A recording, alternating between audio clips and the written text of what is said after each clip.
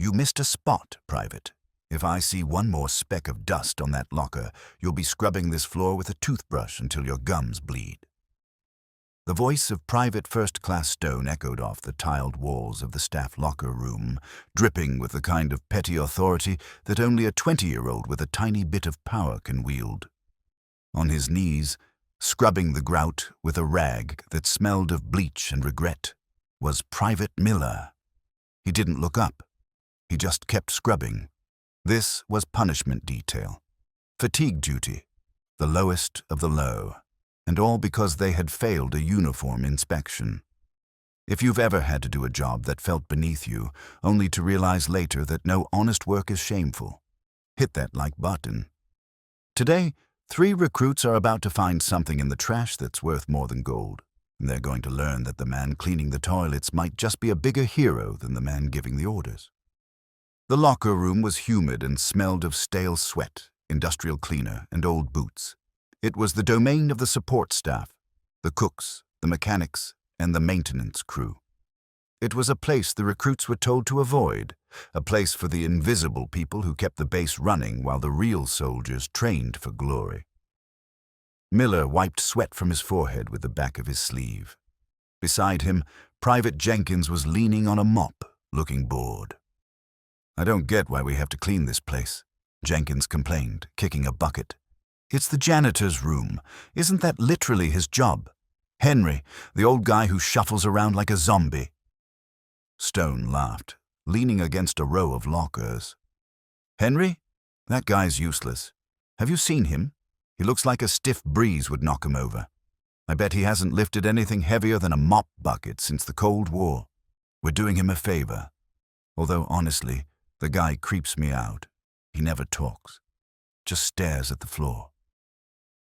At that moment, the door creaked open. The room went silent. Henry walked in. He was a small man, his maintenance uniform 2 sizes too big, hanging off his frame like a scarecrow's clothes. His hair was white and thinning, his back permanently stooped, as if he carried an invisible weight. He held a ring of keys that jingled softly, the only sound he ever seemed to make. He didn't look at the recruits. He kept his eyes down, heading straight for the locker at the far end of the room. Locker 42. It was dented, scratched, and the paint was peeling. It looked just like him. "Hey, Henry," Stone barked, stepping into the old man's path. "Careful where you step. We just cleaned that. Don't track your dirt in here." Henry stopped. He didn't look up at Stone's face. He just looked at the boots blocking his way. "Sorry," Henry whispered. His voice was like dry paper crumbling. "Just need my lunch." Stone didn't move. He smirked at the other 2. "You just need your lunch? You know, Henry, on this base we say, 'Excuse me,' when we address a superior. And since I'm a soldier and you're, well, I think that counts." Miller felt a knot in his stomach. This felt wrong. Henry was an old man, civilian or not. "Stone, leave him alone," Miller muttered from the floor. "He's just getting his food." Stone shot Miller a glare. "Shut up, Miller. Keep scrubbing." Stone stepped aside with exaggerated slowness. "Go ahead, Pops. Get your sandwich. Try not to break a hip." Henry didn't respond to the insult. He simply walked past, opened his locker with a shaky hand, retrieved a brown paper bag, and shuffled out of the room as quickly as he had entered. The door clicked shut behind him. "Pathetic," Stone muttered. "Total waste of space. I bet the only reason he has a job is because the base gets a tax break for hiring geriatrics." Stone turned back to the locker Henry had just used. "Look at this thing. It's a rust bucket. The lock is barely hanging on." Stone reached out and jiggled the padlock. It was an old, cheap combination lock, and the shackle was loose. With a sharp tug, the locker door popped open. The latch had been broken for years. "Stone, what are you doing?" Jenkins asked, looking nervous. "That's his personal property. We can get court-martialed for that." "Relax," Stone scoffed, swinging the door wide. "I'm inspecting for contraband," ensuring the safety of the base.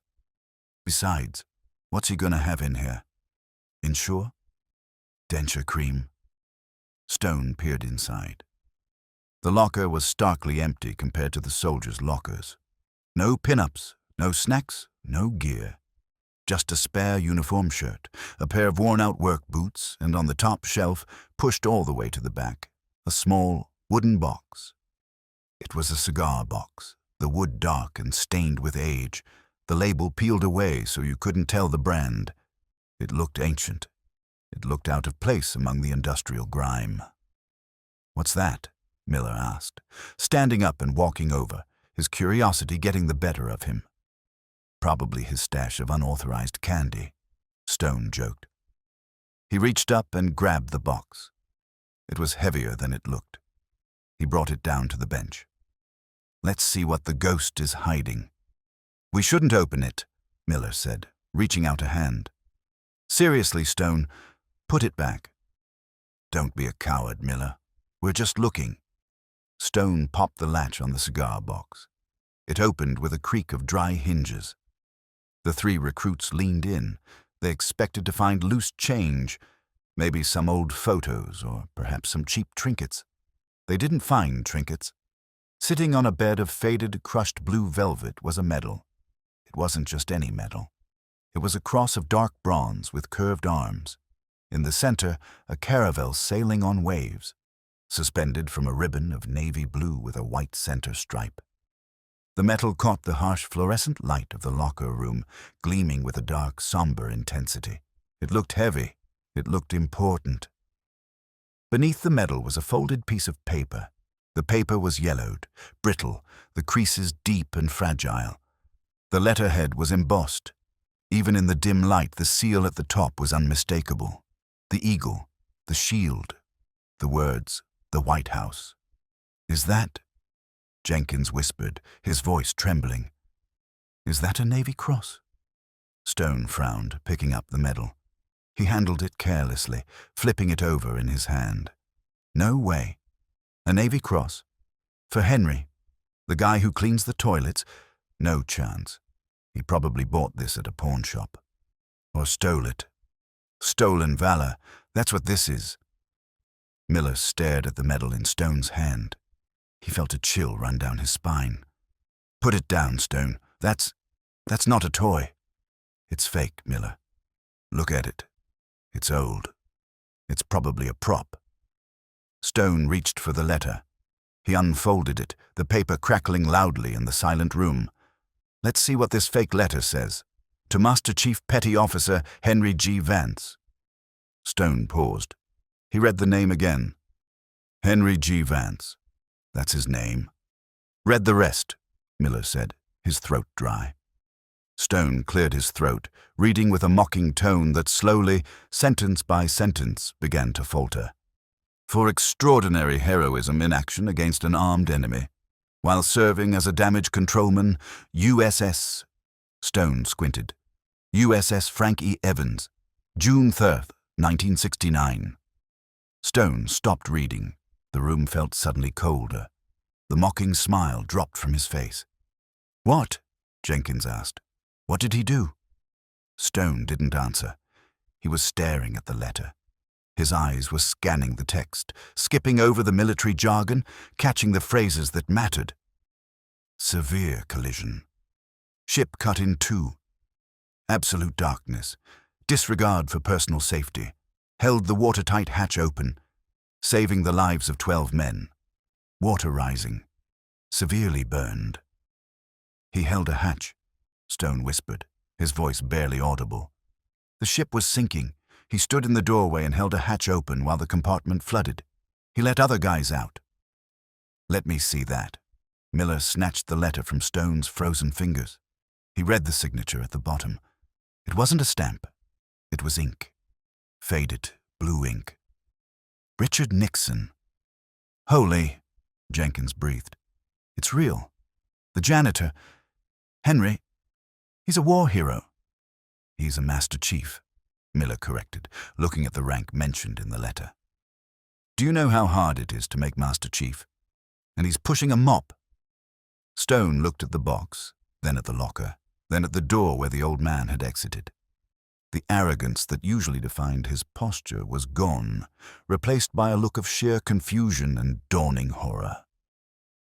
I made fun of his walk," Stone stammered. "I told him to watch his step." "You called him a waste of space," Miller added, the weight of the situation crashing down on them. They were holding the highest honor the Navy could bestow, belonging to a man they treated like furniture. Suddenly, the door to the locker room slammed open.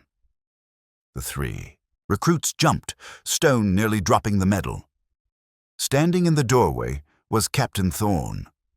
Thorne was a terrifying man, a former ranger, broad-shouldered with a shaved head and eyes that could peel paint off a wall. He was the company commander, and he did not tolerate slackers. He saw the three recruits standing around the bench. He saw the open locker. He saw the unauthorized break. "What in God's name is going on here?" Thorne bellowed, his voice filling the small room like thunder. "I sent you here to clean, not to rummage through personal property. Why is that locker open? Why are you not scrubbing the floor?" The recruits snapped to attention, their backs rigid, eyes forward. But Stone was still holding the medal. He tried to hide it behind his back, but it was too late. "What is in your hand, Private Stone?" Thorne demanded, stepping into the room. The air temperature seemed to drop 10 degrees. "Show me. Now." Stone's hand was shaking. He slowly brought his arm forward, opening his palm. The Navy Cross sat there, its dark bronze dull against the bright lights. The blue ribbon trailed over Stone's dirty fingers. Thorne stopped. He was 3 feet away, ready to tear into them for theft, for insubordination, for laziness. But then his eyes locked onto the object. The captain's face went blank. The anger vanished, replaced by a sudden, sharp intake of breath. He looked at the medal, then at the open cigar box, then at the letter on the bench. He didn't scream. He didn't yell. He walked forward slowly, almost reverently. He reached out and took the medal from Stone's hand. He held it by the ribbon, lifting it up to inspect the engraving on the back. "Where did you get this?" Thorne asked. His voice was quiet. Dangerously quiet. "It was in the locker, sir," Miller spoke up, his voice cracking. "In Henry's locker, the janitor. The door popped open. We were just—" "You were snooping," Thorne finished for him. He looked at the letter. He read the name, Henry G. Vance. Thorne closed his eyes for a second. He took a deep breath. When he opened them, he looked at the 3 young men with an expression of profound disappointment and intense seriousness. "Do you know what this is?" Thorne asked, holding up the cross. "It's a Navy Cross, sir," Stone whispered. "It is the 2nd highest military decoration that can be awarded to a member of the United States Navy," Thorne said, his voice steel. "It is awarded for extreme gallantry and risk of life in actual combat with an armed enemy force. It is 1 step below the Medal of Honor." Thorne looked at the old cigar box. "And you found it in the janitor's locker?" "Yes, sir," Jenkins squeaked. "Do you know who Henry Vance is?" Thorne asked. "No, sir, just the janitor." Thorne carefully placed the medal back into the box, smoothing the velvet. He picked up the letter and folded it along the original creases, with the tenderness of a man handling a religious artifact. "In 1969, Thorne began, his voice echoing in the tiled room, "the destroyer Frankie Evans was cut in half during a training exercise collision. The bow section sank in 3 minutes. 3 minutes, it was pitch black. The water was rushing in. Fire was spreading. Men were trapped." Thorne looked at the recruits. "Henry Vance was a 22-year-old petty officer. He was safe. He was near the ladder. He could have climbed out. He could have saved himself, but he heard screaming below. A hatch had slammed shut, trapping 12 men in a flooding compartment. The pressure was building. They couldn't open it. Vance went back down," Thorne continued. "He waded through burning oil and rising water. He forced the wheel of the hatch. He got it open, but the mechanism was damaged. It wouldn't stay open. So he put his back against it. He became the doorstop. He held that steel hatch open while thousands of gallons of water poured over him, while the fire seared his skin. He held it until the last man was out. When he finally let go, the water swept him against a bulkhead and shattered his hip. He didn't walk for 3 years. The room was silent. The only sound was the hum of the ventilation. Stone looked sick. He looked at his own hands, the hands that had mocked the old man's shuffle. "He never talks about it," Thorne said softly. He took a job as a maintenance man because he wanted to stay near the service, even if he couldn't serve anymore. He cleans up after entitled children like you because he believes in the mission. He believes in earning his keep, every single day. Thorne looked at Stone. "You laughed at him, didn't you? You judged him by his cover." Stone couldn't answer. He just nodded, tears stinging his eyes. "Sir," Miller said, "we didn't know." "Ignorance is not an excuse for disrespect, Private," Thorne snapped. "You treat every human being on this base with dignity, not because of who they are, but because of who you are supposed to be." Suddenly, the door handle turned. The door opened slowly. Henry walked back in, still holding his paper bag. He had finished his lunch. He stopped when he saw the captain. He saw the open locker. He saw the box on the bench. Henry's face fell. He looked like a child who had been caught doing something wrong. He hunched his shoulders, making himself smaller. He looked at the captain, then at his feet. I'm sorry, Captain," Henry stammered, his voice trembling. "I know I shouldn't keep personal items in the maintenance locker. It's against regulations. I like to keep it close. I'll take it home. I won't do it again. Please don't fire me. I need this job." The heartbreak in his voice was devastating. He thought he was in trouble. He thought the captain was there to reprimand him for a messy locker. He thought the recruits had reported him. Stone let out a small, choked sob. Captain Thorne turned to face Henry. The captain stood 6'2", a tower of muscle and authority. He looked at the small, bent old man in the oversized jumpsuit. "Mr. Vance," Thorne said. His voice was no longer the voice of a commanding officer. It was the voice of a subordinate addressing a legend. "Sir?" Henry looked up, confused, clutching his paper bag tight. "Attention!" Thorne barked. The command wasn't for Henry. It was for the recruits. Miller, Stone, and Jenkins snapped their heels together so hard it cracked like a whip. They stood rigid, chests out, chins in, eyes locked forward.